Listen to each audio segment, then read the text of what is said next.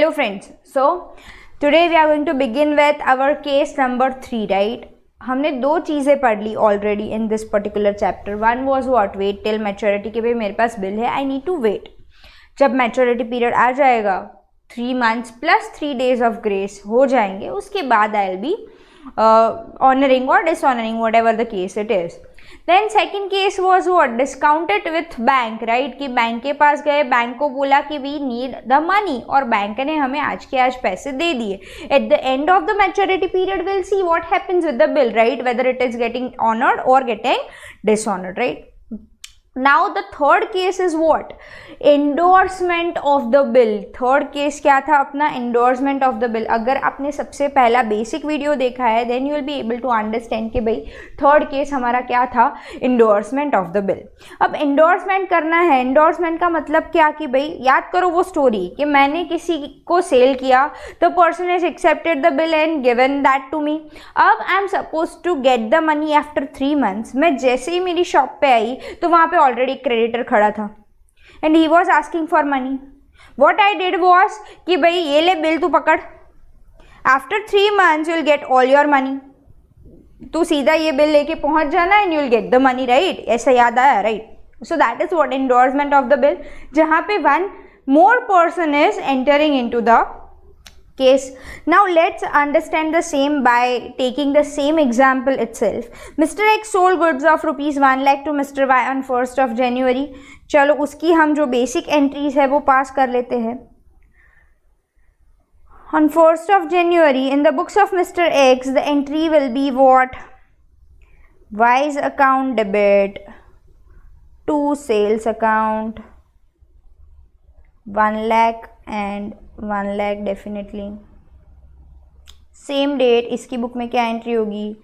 Purchase account debit to X's account 1 lakh and 1 lakh. And अभी तक तो कोई मिस्टर जेड नाम का बंदा इन्वॉल्व नहीं हुआ है, वो आएगा तब देखा जाएगा.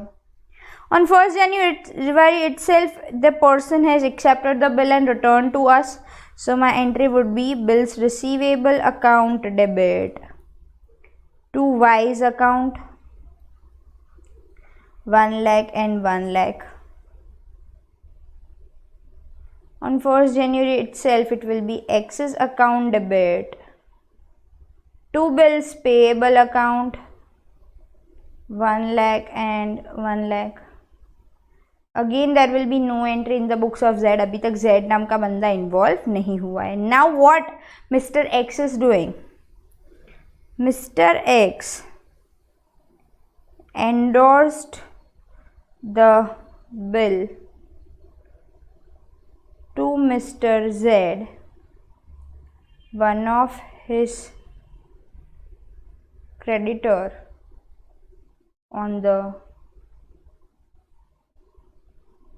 Same day. मिस्टर एक्स ने यही बिल किसको दे दिया? मिस्टर जेड को on the same day, correct? So my entry would be on 1st of January itself. My entry would be जेड्स account debit to bills receivables account, क्योंकि bills receivable मैंने उसको दे दिया है 1 lakh and 1 lakh.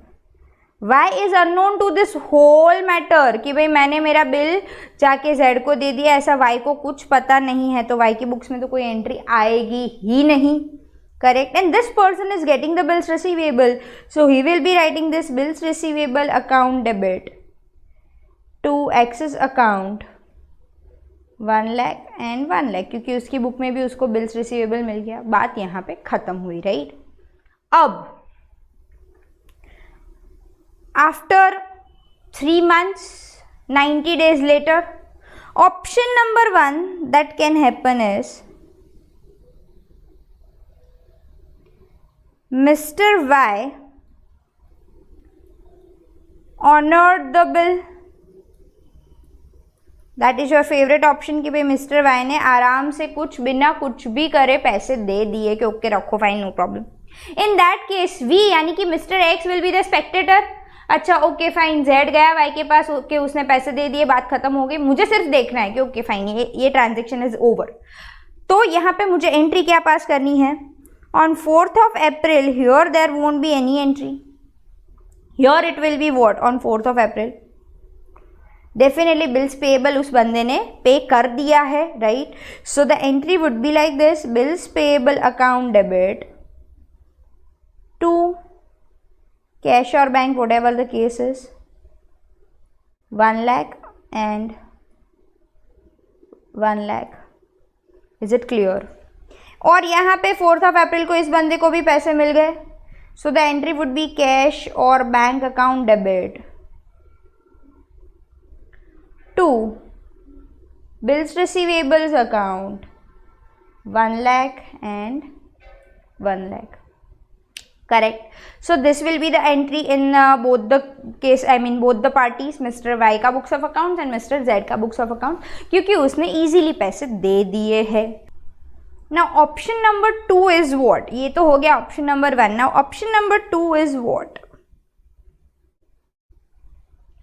Mr. Y dishonored the bill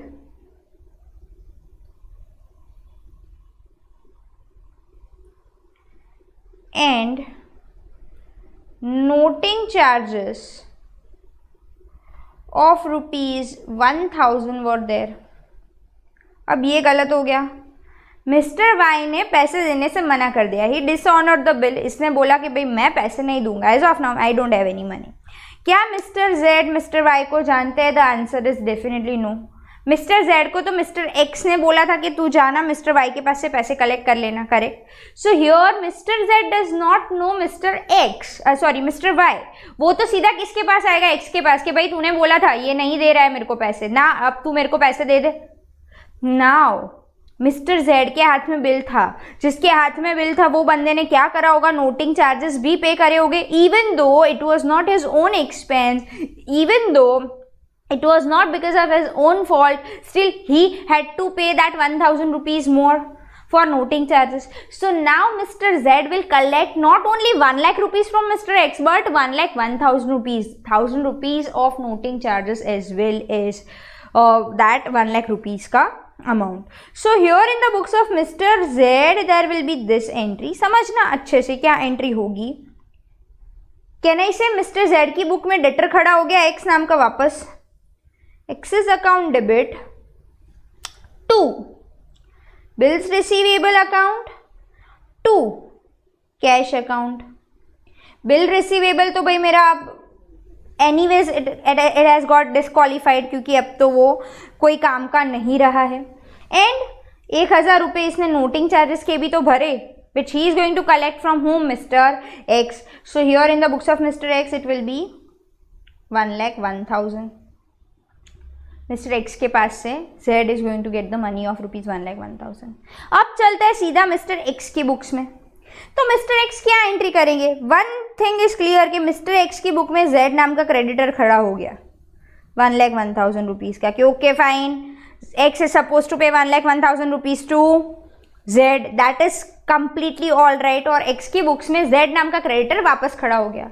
but क्या ये जो 1,01,000 rupees है वो मिस्टर X खुद के पैसों से पे करेंगे?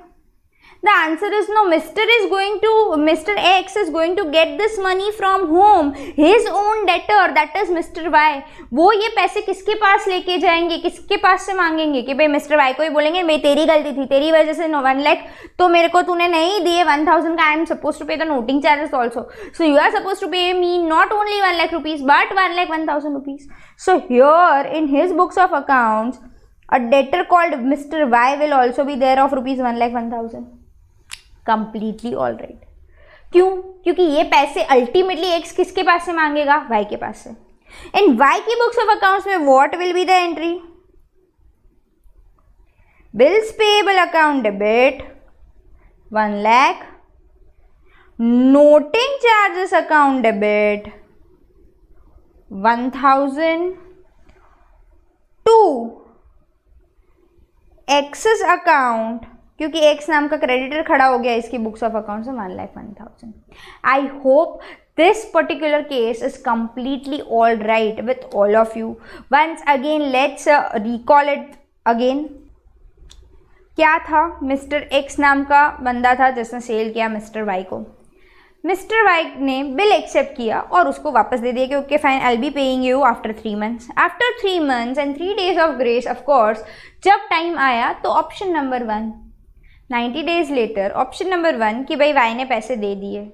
इन दैट केस मिस्टर एक्स ने जो बिल मिस्टर जेड को यानी कि मिस्टर एक्स के ही क्रेडिटर को दे दिया था, बस उसको हमें देखना है बैठ के कि ओके फाइन ये जेड को दिया था, उसको पैसे मिल गए, बात खत्म हो गई। Correct. I hope this thing is clear कि भाई मिस्टर एक्स ने ये बिल जेड को दे दिया है। Correct. Now option number 2 dishonour हो गया, वाई ने पैसे नहीं दिए, right. In that case bill was with mister Z. अब मिस्टर जेड जो है वो वाई को तो जानता ही नहीं है, तो मिस्टर जेड वाई को नहीं बोलेगा कुछ, वाई के साथ झगड़ने नहीं बैठेगा, वो सीधा किसके पास जाएगा, मिस्टर एक्स के पास। और जेड अपनी बुक्स में क्या एंट्री करेगा कि भाई एक्स नाम का डेटर वापस खड़ा हो गया, वो भी 1 लाख का नहीं, 1,01,000 का। बिल हुआ कितने का, जो अब नॉन एग्जिस्टेंट है, 1 लाख का। और नोटिंग चार्जेस यानी कि कैश उसके हाथ में से कितनी गई, 1,000 रुपीज की। एक्स की बुक में जेड नाम का क्रेडिटर तो खड़ा हुआ ही हुआ है, पर साथ में कौन खड़ा हो गया, वाई नाम का डेटर कि भाई हाँ यार ये 1,01,000 है, जो 1,000 नोटिंग चार्जेस के भी एक्स्ट्रा है, with that I am suppose to get from home that mister X, sorry Y. तो एक्स की बुक्स में वाई नाम का डेटर खड़ा हो गया 1,01,000 का। And in the books of Y there will be what, bills payable जो अब नॉन एग्जिस्टेंट है, नोटिंग चार्जेस जो उसको ही पे करने पड़ेंगे डेफिनेटली टू एक्स नाम का creditor. I hope this particular case is completely clear with all of you. Thank you.